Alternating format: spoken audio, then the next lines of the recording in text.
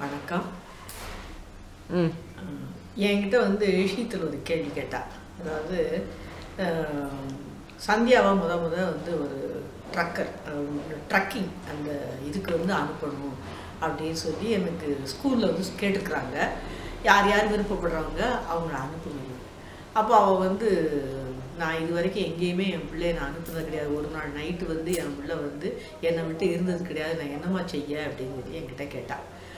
அப்போ நான் சொன்னது இப்போ உங்கள்கிட்ட அவளுக்கு நான் சொன்னதை வந்து இப்போ அவகிட்ட சொல்கிற மாதிரியே நான் சொல்கிறேன். ஷீத்தல், இதெல்லாம் வந்து அவள் ஸ்கூல்லேருந்து கூட்டிகிட்டு போகும்போது ஃபுல் செக்யூரிட்டி கொடுப்பாங்க. அவளுக்கு வந்து கேட்டது அவள் அம்மாவோட ஒரு சின்ன ஒரு பயம், நம்ம பிள்ளை தனியாக போனது கிடையாதே அப்படிங்கிற ஒரு பயத்தில் வந்து அவள் ரொம்ப பயத்தில் வந்து என்கிட்ட வந்து கேட்குறா, கன்சல்ட் பண்ணுறா. ஆனால் அனுப்பணும்னு ஆசைப்பட்றான். அந்த ஆசைப்படுறது வந்து உண்மை. இந்த ஏஜில் வந்து இந்த மாதிரி கூட்டிகிட்டு போகிறதெல்லாம் கலந்துக்கணுங்கிற நினைக்கிறேன். அவகிட்ட நான் என்ன சொன்னேன் அப்படிங்கிறத வந்து இப்போ நான் உங்கள்கிட்ட சொல்கிறேன். இது வந்து நான் சொன்னது இதுதான். ஷீத்தல், நீ இதெல்லாம் நீ வருத்தப்படாத. இந்த வயசில் வந்து எல்லாருக்கும் இப்படி நடக்கிறது தான். வெளியே போனால் நம்ம வந்து உலகமே நமக்கு வந்து பிரமிப்பாக இருக்கும். அந்த பிரமிப்பெல்லாம் வந்து பார்த்து தான் பழகணும். உலகம் வந்து அப்போ தான் நமக்கு பழகும் அப்படிங்கிறது வந்து நான் சொன்னேன். அதுக்கு வந்து ஒரு சின்ன கதை இருக்குது. அந்த கதை என்ன அப்படின்னா, ராமாயணம் எல்லாருக்கும் தெரியும். ராமாயணத்தில் வந்து ராமரை தெரியும். ராமர் வந்து கடவுளுடைய அவதாரம் நம்ம நம்புகிறோம். அதையெல்லாம் விட்டுட்டு அவர் வந்து தசரத சக்கரவர்த்தியோட ஒரு மகன் அப்படிங்கிற ஒரு பார்வையில் அவரை பார்ப்போம். அவருக்கு வந்து 16 வயசு ஆகுது. 16 வயசு. வசிஷ்டர்கிட்ட வந்து எல்லா பாடமும் படித்து முடிச்சிருக்கிறாரு. முடிச்சு வந்து அவர் இளவரசு பட்டம் கட்டலாங்கிற குவாலிஃபிகேஷன் வந்திருக்கு. இப்போ நம்ம இன்ஜினியரிங் முடிச்சுட்டு நம்ம ஒரு ஜாபில் போய் சேரலாம் அப்படிங்கிற குவாலிஃபிகேஷன் நம்ம அடையிறோம் இல்லையா? அது மாதிரி அவருக்கும் வந்து எல்லா பயிற்சியும் முடிச்சுட்டு இளவரசு பட்டம் கட்டலாம். அப்படிங்கும்போது அவங்களுடைய அரண்மனைக்கு விஸ்வாமித்திரர் வர்றாரு. விஸ்வாமித்திரர் வந்து ஒரு யாகம் வளர்க்குறாரு அவர் இருப்பிடத்தில். அந்த யாகத்துக்கு வந்து தாடகைங்கிற ஒரு அறைக்கு வந்து தொந்தரவு கொடுத்துக்கிட்டே இருக்கிறார். அதை வந்து இவருக்கே எல்லாம் அவர் அடக்க தெரியும். இருந்தால் கூட அந்த யாகம் வளர்க்கும் போது இந்த மாதிரி செயல்லாம் செய்யக்கூடாதுங்கிறதுனால வந்து தசரத சக்கரவர்த்திகிட்ட வந்து ஹெல்ப் கேட்குறதுக்கு வர்றாரு. கேட்கும்போது விஸ்வாமித்திரர் மிகப்பெரிய சிறந்த பிரம்ம ரிஷிங்கிறதுனால தசரதர் வந்து உங்களுக்கு என்ன வேணும் கேட்குன்னா, உன்னுடைய மூத்த பையனை என்னோட அனுப்பி வை அப்படிங்கும்போது தசரதருக்கு ரொம்ப பயமாக இருக்குது. இப்போ ஷீத்தல் பயந்தால அதே மாதிரி தான் தசரதருக்கு ரொம்ப பயமாக இருக்குது. ஐயோ, நான் என் பையனை நான் எப்படி அனுப்புவேன் அப்படின்னு சொல்லி. ஆனால் நம்மளுடைய குவாலிஃபிகேஷன் நிரூபிக்கிறதுக்கே நம்ம வந்து பிள்ளைங்களை வெளியே அனுப்பத்தான் செய்யணும். நம்ம இன்ஜினியரிங் முடித்தா பிறகு அப்பா வந்து நம்ம பையனை நம்மளே வச்சுக்கிடுவோம், எப்படி நம்ம பிள்ளை வெளியூரில் போய் தனியாக ரூம் எடுத்து தங்குவான்னு நம்ம பயப்பட முடியாது. பயந்தோம்னா நமக்கு வந்து எதிர்காலம் கிடையாது. அப்படிங்கிற ஒரு இதில் வந்து வசிஷ்டர் சொல்கிறாரு, உன் பையனுடைய பராக்கிரமத்தை வந்து நீ வெளி உலகம் தெரியறதுக்கு கூட நீ அனுப்பி தான் வைக்கணும் விஸ்வாமித்திரர் கூட அப்படின்னு சொல்கிறாரு. சொல்லும்போது வசிஷ்டர் தசரதர் வந்து ரொம்ப ஒரு வேண்டா வெறுப்போட, ரொம்ப ஒரு திருப்தியே இல்லாத ஒரு மனசோட விஸ்வாமித்திரர் கூட அனுப்பி வைக்கிறாரு. ராமரும் லக்ஷ்மணரும் சேர்ந்து போகிறாங்க. போகும்போது அது வரைக்கும் அரண்மனைக்குள்ளே இருந்த ஒரு ராஜகுமாரன் வந்து வெளி உலகத்துக்கு போகிறாங்க. போகும்போது நடந்தே தான் கூட்டிகிட்டு போகிறார் விஸ்வாமித்திரர். அவர் ஒன்றும் ஒரு தேரில் கூட்டிகிட்டு போகலை.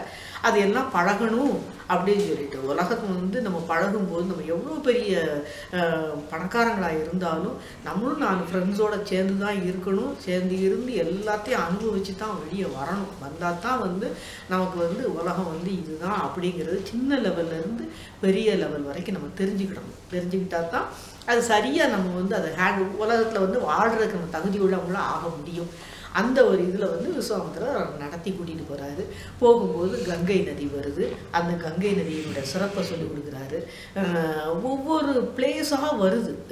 ஸ்கந்தனோட பிறப்பை சொல்கிறார். ஒவ்வொரு விஸ்வாமித்திரர் போகும்போது சும்மா நடத்தி கூட்டிகிட்டு போகிறார். ஒவ்வொரு கதையாக சொல்கிறார். ஒவ்வொரு பிரதேசத்துக்கு உண்டான கதையை சொல்லிக்கிட்டே போகிறாரு.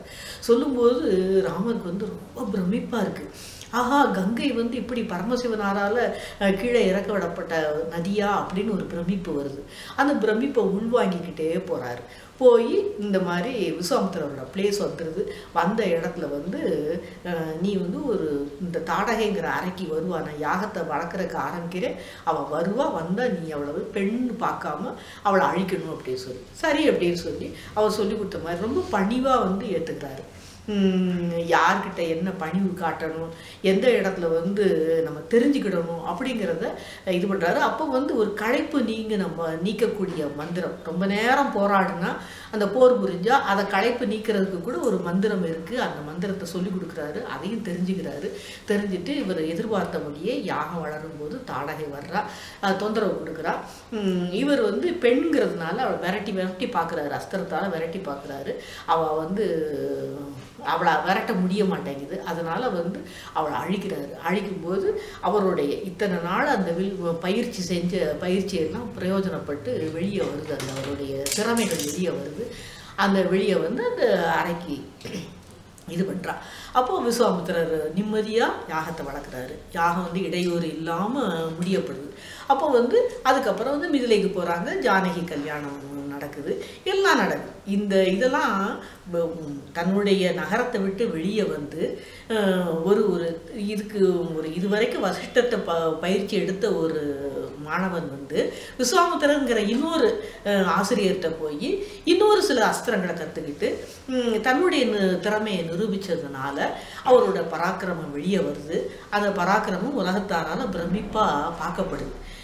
இதெல்லாம் வந்து இந்த பிரமிப்பு, ஒரு உலகத்தை பார்க்குற அந்த பார்வை, இதெல்லாம் வந்து நமக்கு மட்டும் நடந்ததாக நம்ம நினைக்க வேண்டாம். புராண காலத்தில் ராமருக்கும் நடந்திருக்கு. ஒரு பாதுகாப்பான ஒரு ஆசிரியர் கூட ராமர் வெளியே வர்றாரு. அவரோட திறமையும் வெளிப்படுது, ராமருக்கு உண்டான மேன்மையும் கிடைக்குது. இதெல்லாம் சந்தியாவுக்கும் கிடைக்கும். நீ கட்டாயம் வந்து அவங்கள கூட்டிகிட்டு போகிற ஆசிரியர்கள் கூட நம்பிக்கையாக அனுப்பி வைக்கணும். அனுப்பி வைக்கும்போது தான் அவளுக்கு உண்டான துறையில் இருக்கக்கூடிய எல்லா கல்வியும் கற்று அவளும் மேன்மையாக வர முடியும் அப்படின்னு நான் சொன்ன உடனே ஷீதலுக்கு வந்து அவளுடைய சந்தேகம் விலகி ஒரு சந்தோஷமாக அனுப்பி வச்சா. இப்போ அந்த ட்ரக்கிங் அந்த இதுக்கு போய் அவள் அந்த வயசுக்கு உண்டான என்ஜாய்மெண்ட் எல்லாம் பண்ணிட்டு எங்ககிட்ட அந்த ஃபோட்டோஸ்லாம் காமிச்சா.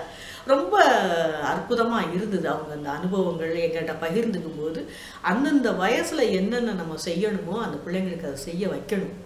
பேரண்ட்டாக இருக்கிறவங்க வந்து அதை அனுமதிக்கணும். ஆனால் அதை வந்து நம்ம நம்மளுடைய பயத்தை முதல்ல நீக்கணும். நம்ம பிள்ளைங்களுக்கு வந்து தகுந்த பாதுகாப்போடு அனுப்பணும். அது ரொம்ப முக்கியம். தசரதர் வந்து எப்படி விஸ்வாமித்திரர் கையில் நம்ம பிடிச்சி கொடுத்தாரோ அதே மாதிரி நம்ம ஸ்கூலில் இன்ஸ்டியூட்டில் இருக்கிற ஸ்டாஃப் மூலமாக நம்ம பிள்ளைங்களை அனுப்பி வைக்கிறது, முறையான கல்வி, முறையான ஒரு இதெல்லாம் நம்ம வந்து அந்த பிள்ளைங்களுக்கு அளிக்கணும்.